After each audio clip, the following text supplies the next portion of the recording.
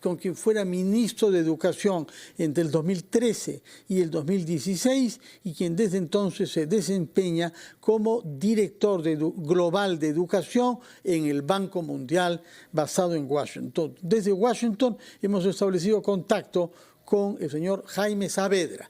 Doctor Saavedra, muy buenos días, bienvenido a RPP. Muy buenos días, Fernando, gusto saludarte.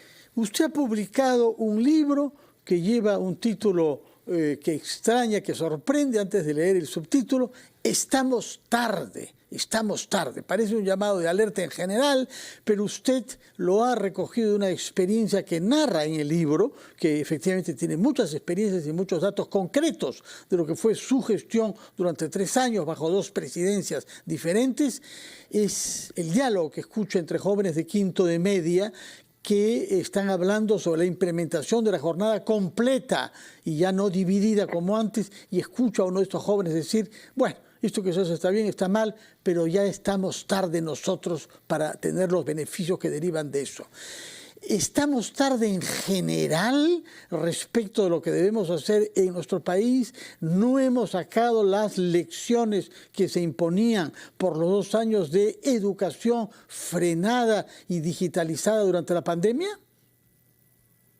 Mira, Fernando, primero darle un detalle más de esa anécdota que tú mencionabas, ¿no? Era un joven en Piura, en Chulucanas, que estaba en uno de estos colegios de jornada escolar completa. Y yo siempre le preguntaba a los chicos si es que les gustaba, si estaban bien, estaban contentos con este modelo, pensando que un chico puede decir, bueno, ¿quién quiere estar más horas en la escuela, no? Pero en general la respuesta era muy positiva, excepto, ¿no?, ese chico que levanta la mano y me dice, esto está muy bien, pero está muy bien para los chicos de primero, segundo de secundaria. Para mí, yo estoy en quinto de secundaria, para mí llegaron muy tarde. Entonces, y yo no tenía respuesta para ese chico. Para él, para ese chico, habíamos llegado muy tarde, porque sus años de secundaria ya habían pasado, ¿no? Y había estado una secundaria con la calidad que no le va a dar necesariamente las herramientas que necesita para el futuro. Entonces, eso simplemente yo creo que nos da, y respondiendo a tu pregunta, nos muestra que tenemos que tener, por un lado, una obsesión con la educación y por otro lado, un sentido de urgencia. Porque lo que no se hace hoy día implica perder un día o un año de vida en un chico, en un joven, que va a ser muy, muy difícil, no imposible, pero muy difícil de recuperar en el futuro. Entonces, eso es lo que tenemos que tener conciencia, ¿no? Que es, a veces uno dice, bueno, los cambios en la educación son complicados. Sí, efectivamente son complicados. Es compleja la política educativa, pero es urgente avanzar, y es urgente avanzar lo más rápido posible para no llegar tarde a la vida de cada uno de esos chicos. Eso es el mensaje que trata de dar. Y efectivamente, como tú dices, como consecuencia de la pandemia, ya teníamos problemas antes de la pandemia, ya teníamos una crisis de aprendizaje en el Perú y en muchas partes del mundo. Antes de la pandemia, ahora esa crisis se agravó de una manera dramática, particularmente en los países como el Perú, que tuvieron cierres escolares muy largos, que han implicado que la escuela desapareció durante 2 años para la inmensa mayoría de chicos. Y en ese caso, justamente, esa frase de estamos tarde, digamos, toma mayor preponderancia, porque es más urgente todavía de lo que ya era antes, ¿no?, que invirtamos en la aceleración de los aprendizajes, en la recuperación de los aprendizajes de esta generación. Ahora, a lo largo de todo el libro, uno siente 3 grandes temas que marcaron su gestión. Hay que precisar que usted, me parece, ha sido el único ministro de Educación de nuestra historia que se quedó con un gobierno de signo diferente, es decir, usted había sido nombrado el año 13 por el expresidente Humala, cumplió el mandato y, sin embargo, se mantuvo por decisión del presidente Pedro Pablo Kuczynski, que quiso hacer un símbolo sobre la continuidad de ciertas políticas públicas que deben llevarse a cabo buscando consensos entre todas las fuerzas políticas. Sin embargo, eso no se pudo mantener y usted fue más bien víctima de pleitos políticos que llevaron a su censura. Ya conocemos los hechos, no vamos a entrar en todo el trasfondo político de eso, pero sabemos que fue una maniobra política. Ahora, usted quiso darle continuidad a 3 grandes temas, si es que he leído bien su libro. Por una parte, un currículo escolar orientado al desarrollo de las capacidades de los niños, pero también a su adaptación al mundo de hoy. En segundo lugar, una formación de los maestros y una carrera magisterial que promueve el interés de los mejores y aquellos que tienen una vocación más firme a esa actividad, en realidad despreciada en muchos ambientes. Y en tercer lugar, una exigencia de calidad académica en la universidad, lo que dio lugar a la reforma universitaria y a la creación de la SUNEDU. De esas tres grandes políticas públicas, ¿cuáles cree usted que se han mantenido viento en popa? Yo creo que todas, con distintos énfasis, todas se han ido manteniendo, pero con retos, ¿no? Con la política del desarrollo. El desarrollo de los países no es lineal, ¿no? No es que las cosas avancen de manera, digamos, sin problemas. Las cosas avanzan, pero con complejidades y con retos, ¿no? Y entonces es tarea justamente de las autoridades educativas y es tarea de la sociedad, ¿no? El que se mantengan las reformas, ¿no? Yo creo que los tres temas que tú has mencionado, digamos que no han habido reformas curriculares grandes posteriormente digamos, en los últimos 5 años.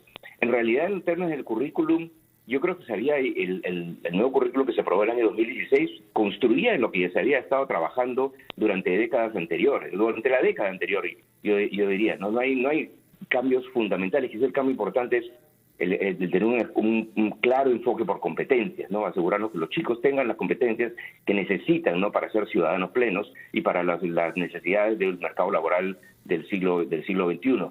Pero muchas de las cosas que se habían construido ya, que venían de los currículos anteriores, ¿no?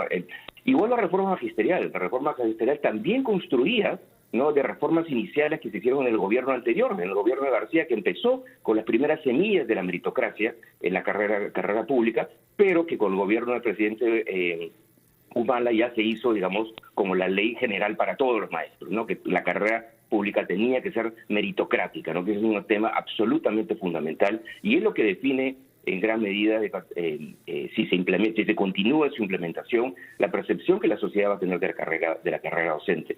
Y en tercer lugar, la reforma universitaria también se ha mantenido. Digamos, la mayor parte de las universidades que finalmente se terminaron cerrando o de programas que no se abrieron, es algo que pasó posteriormente a mi gestión. ¿No? En mi gestión se aprobó la ley, se creó la SUNEDU, se definieron las condiciones básicas, básicas de calidad. Empezó el proceso de licenciamiento y recién los cierres vinieron después, ¿no? Y yo creo que ha sido un éxito que efectivamente muchos programas y muchas universidades de mala calidad efectivamente se cerraron. Creo que el número llegó hasta 50 aproximadamente, y todo eso pasó en los años siguientes, ¿no? De mi gestión. Entonces, efectivamente ha habido continuidad, y es una continuidad que va a depender, ¿no? De las autoridades y va a depender de la sociedad, ¿no? Por otra parte, desde hace varios años ya usted es un observador, al mismo tiempo un activista de la mejora de la educación en el mundo en su conjunto, por el cargo que tiene, director global de educación, nada menos que del Banco Mundial, que es el organismo de financiamiento multilateral más importante del mundo. Y habrá tenido ocasión, por sus múltiples viajes, ya no a las provincias y los distritos del Perú, sino a los estados más variados de nuestro planeta, de ver dónde se hacen experiencias innovadoras y eficaces y dónde se está yendo hacia atrás. ¿Puede citarnos algunos ejemplos de experiencias que haya usted observado y promovido en los últimos tiempos a nivel mundial? Mira, sí, yo no quiero, a mí no me gusta mucho decir esos son modelos que seguir, ¿no? Porque hay que capturar experiencias de todos los países. Hay siempre a veces diseños buenos de los cuales hay que aprender, pero que de repente en un país no funcionan porque no se implementan bien. Entonces uno tiene que mirar todas las experiencias y aprender de todas las experiencias. Pero sí es cierto, como tú dices, sí han habido países que han avanzado. Sabemos de los países de Asia del Este, sabemos de los países de los países de Corea, de Singapur, de los países de Europa del Norte, ¿no? De Estonia, Noruega, Dinamarca, Finlandia, Canadá. pero también, digamos, más cerca a las realidades, ¿no? Países que efectivamente han mejorado muchísimo sus educaciones, sus sistemas educativos en los últimos 40 años, pero más cerca de nosotros, digamos, ¿no? Vietnam ha sido un caso muy exitoso en los últimos 20 años. Incluso más cerca de nosotros hay algunos casos muy exitosos, ¿no? De algunos estados, en particular de Brasil, ¿no? Nosotros siempre mencionamos, y lo menciono en el libro, el caso del estado de Ceará en Brasil, en el norte de Brasil, que es un estado pobre. Y recuerda, Brasil como un país federal, los distintos estados pueden seguir políticas diferenciadas, ¿no? Y el estado de Ceará lo hemos seguido mucho durante los últimos años, porque implementó lo que nosotros llamamos un conjunto de políticas, que a veces uno piensa que va a haber, ¿no?, una intervención innovadora, y esa intervención innovadora solita es la que va a mejorar los niveles educativos. Lo que hicieron ellos es algo, digamos, que es lo que es el sentido común, que nos permite llevar a una educación de mejor calidad, ¿no? Que efectivamente es una carrera meritocrática, ¿no? Y cambiaron su carrera y cambiaron el proceso de selección de maestros y de selección de directores. O sea que también eso empezó a hacer el Perú, ¿no? Y decir, no, ya no vamos a usar la política para definir quién es un director de escuela. Vamos a quitar a la política de la educación. Y las decisiones en educación van a ser eminentemente técnicas. Entonces dijeron, vamos a seleccionar de manera meritocrática a los maestros. Y a todos los maestros ya no vamos a darles una formación en términos de su desarrollo profesional, no de ponerlos en un aula y enseñarles teoría pedagógica. No, a los maestros vamos a darle una formación y una enseñanza durante la carrera que sea práctica, que sea la mejora de su desempeño en el aula, ¿no? De tal manera que lo que aprendan hoy día con un coach, no necesariamente en un aula, sino trabajando con alguien que observa su desempeño y le da retroalimentación, entonces pueda mejorar lo que hace la semana siguiente, ¿no? Y en tercer lugar, midieron intensivamente los aprendizajes, cosa que también empezó a hacer el Perú. En Ceará, y eso en la mayor parte de Brasil, se miden los aprendizajes, ¿no? Constantemente, en todas las escuelas. Y todas las escuelas saben cuáles son los chicos que están avanzando, ¿no? Y cómo le va a la escuela misma. Y en todas las escuelas uno va y dice, bueno, hoy este año fueron nuestros puntajes, este año fueron X. El porcentaje de chicos que saben leer es 60%. El próximo año nuestra meta es subir a 68%. Y eso hay en cada escuela, ¿no? Entonces, y por otro lado tienes materiales que son sencillos, que son simples, un currículum que efectivamente el maestro pueda cubrir en el año. Nosotros a veces pecamos de currículums muy densos o de textos muy densos. No, es algo que aseguramos que todos los profesores puedan cumplir en el año, ¿no? Entonces, es algo muy claro, es una tarea muy clara para el maestro. El maestro, esto es lo que tienes que hacer este año, vamos a medir lo que está pasando en la escuela, y el maestro además, por último, tiene interiorizado que su responsabilidad es asegurarse que todos los niños del aula aprendan. Todos, no los que están sentados en la primera fila, no que algunos aprendan, no, que absolutamente todos aprendan. Eso es todo, ¿no? Suena relativamente sencillo, suena medio obvio, pero lo hicieron de manera sistemática y consistente durante 10 años, y ahora la mayor parte de municipios de Ceará están en los 10 primeros lugares del ranking de municipalidades de todo el Brasil, que tiene 5.000 municipalidades. Claro que sí. Entonces eso muestra que se pueden mejorar, se pueden hacer cambios importantes. De acuerdo. En educación. Permítame regresar al subtítulo del libro, una memoria, la palabra es importante acá, para recobrar la educación en el Perú. En realidad, eso se puede leer de varios sentidos, porque la educación es también las buenas maneras, que hemos perdido mucho, porque las hemos reemplazado por la polarización y por el insulto, ¿no? Hay que recobrar la educación en el Perú en el doble sentido que usted ha querido decir, y para eso la memoria. Por supuesto que se presenta como la memoria de un funcionario que durante 3 años ha tenido la máxima responsabilidad y que se ha enfrentado a ciertas dificultades que no han hecho sino crecer después que usted dejó el cargo, y usted las menciona, una forma de alianza entre sectores ultraconservadores a los cuales equidad de género les suena a ideología de género, crean este concepto y luchan para destruir ciertos valores y ciertos principios básicos que se había generado como consenso. Estamos pagando las consecuencias con las cifras de embarazo de adolescentes y con los feminicidios. Estamos acá en el Perú, usted lo sabe, conmocionados por la muerte de una joven víctima de un feminicidio el día de ayer. Y por otra parte, también usted dice que hay intereses económicos que han sido consolidados en los últimos años, a partir de los años 90, particularmente tras universidades que tenían beneficios tributarios, que era una fuente de enriquecimiento grande para sus dueños y que el marco normativo permitía no tener mayores exigencias académicas. ¿Cómo hacer frente a esta doble amenaza, señor Saavedra, que sigue presente en nuestro país? Mira, siempre comentando algunos avances que se hacían, por ejemplo, la ley universitaria, la reforma universitaria en su conjunto, ¿no? Algunas personas preguntaban, pero ¿cómo hacemos para asegurar de que las cosas vayan a seguir avanzando? ¿No? ¿Qué ley se puede hacer? Y yo siempre decía, bueno, ninguna ley asegura las cosas, porque si uno tiene una ley que dice A, puede luego salir otra ley que diga exactamente lo contrario. Entonces, eso no asegura nada. Solamente las cosas se aseguran en función del trabajo de la sociedad en su conjunto, ¿no? Y en ambos ejemplos que tú has dado, yo creo que eso es extremadamente importante, que la sociedad en su conjunto, los padres, los estudiantes, todos, digamos, siempre pensemos en la política educativa en función única y exclusivamente de los intereses de los niños, de las niñas, de los jóvenes, ¿no? De los intereses de los estudiantes.